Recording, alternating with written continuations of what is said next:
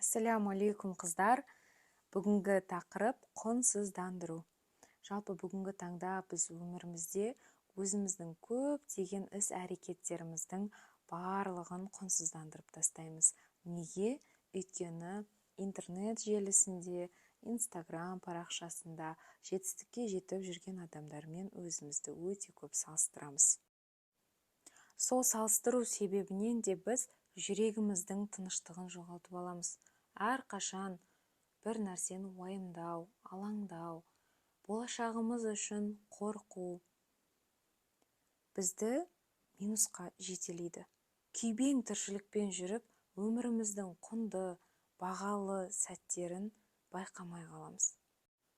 Шын мәнінде біздің өміріміз мәнге, сәнге, бақытқа толы. Бірақ біз пенде болғаннан кейін көп сәттерде күпірлік етіп, барымызды бағаламай жатамыз. Алла тағала Құран кәрімде қалай айтады? Шүкіршілік еткен сайын арттырамын дейді. Шын мәнінде біз кішкентай ғана Алланың берген нығметіне шүкір ететін болсақ, сол нәрсе үшін шүкір етуді үйренсек, иншалла Аллах тағала одан да керемет нығметтерді беретіні хақ. Барымызды бағалау маңызды. Өйткені Аллах тағала шүкіршілік еткен сайын нығметтерді арттырады. Мысалы, сіз өзіңіз бір адамға сыйлық жасадыңыз. Сіз ол адамның шынайы, шүбәсіз қуанышын, реакциясын күтесіз. Егер сол реакцияны алсаңыз, келесі жолы да сіз дәл сондай сыйлықтар сыйлағыңыз келіп тұрады. Бірақ егер ол адам керісінше негативті эмоциясын сізге қарай бағыттайтын болса, сіз келесі жолы ол адамға сыйлық жасағыңыз келмейтін болады. Дәл сол сияқты Аллах тағала біз Алла беріп жатқан нығметтерге шүкіршілік еткен сайын арттырғысы келеді екен. Дәл қазір мен сізбен осындай керемет практиканы орындағым келіп тұр.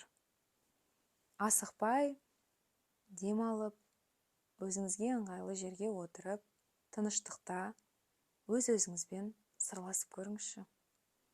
Жаным менің, жүрегім менің. Сенің шынайы жүрек қалауың қандай? Сен не қалайсың? Сенің мазаңды алып жүрген ойлармен бөлісші. Осы уақытқа дейін қандай армандарың болды? Және ол армандар орындалмай жатса, сен сол үшін қапаланып жүрсің бе? Деген сияқты сұрақтарды қойып, сол сұрақтарға жауап беріп көріңізші. Бір кездері білім алып, дамып, өз-өзіңізді реттеп, армандап бастап, сәл әрекетке көшіп, одан кейін жолыңыз болмай, қолыңыздан келмей, адамдардан қолдау таппай кетіп, мүмкін сіз өзіңіздің арманыңызға адал болмай қалдыңыз ба екен? Мүмкін Аллах тағала шынымен сізге сол нәрсені уақыты келгенде нәсіп етеді деген сенімге күмән келтірдіңіз бе екен? Қалай болса да, қандай жағдай, қандай ситуация орын алса да, өз-өзіңізге ұрыспаңыз.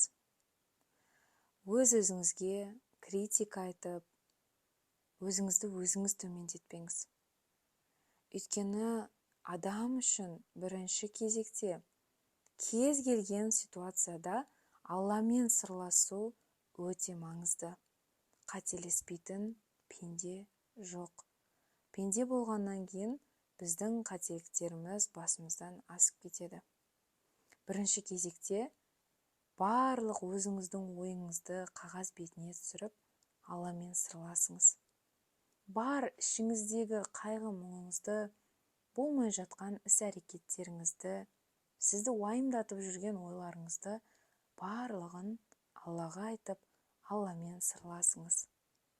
Ішкі опора Фундамент деген шын мәнінде ол Алламен сырласу. Аллаға өзіңіздің тағдырыңызды, өзіңіздің өміріңізді аманат етіп, сеніп тапсыру. Я Аллам, я Раббым, сенен басқа сенерім жоқ. Сенен басқа менің жүрегіме тыныштық беріп, менің жүрегімді бақыт сезіміне бөлейтін ешкім жоқ. Мен саған ғана мұқтажбын. Мен сенің мейіріміңе, махаббатыңа, шексіз жомарттығыңа мен шексіз мұқтажбын.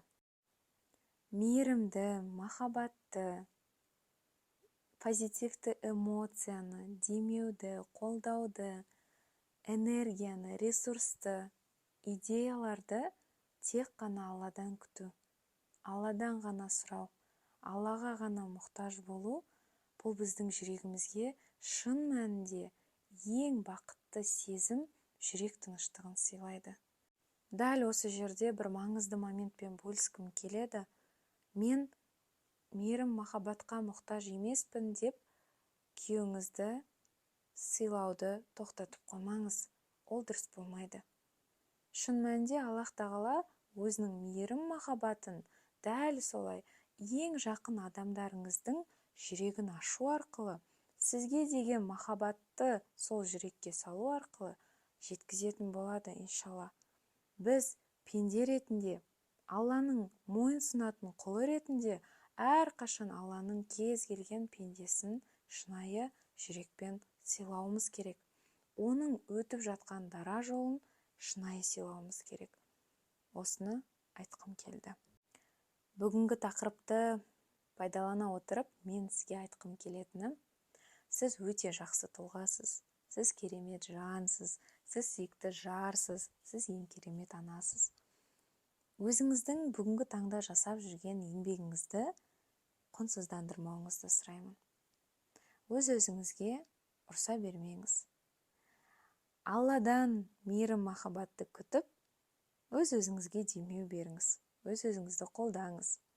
Жүрегіңізді махаббатқа, жылулыққа толтырыңыз. Толтырып барып, сол махаббатпен, бала-шағаңызбен, жолдасыңызбен бөлісіңіз, иншалла. Біз күнәһар пендеміз, біздің күнәларымыз көп. Бірақ біз әрқашан Алланың мейіріміне, махаббатына, шексіз жомарттығына, шексіз мұқтажбыз.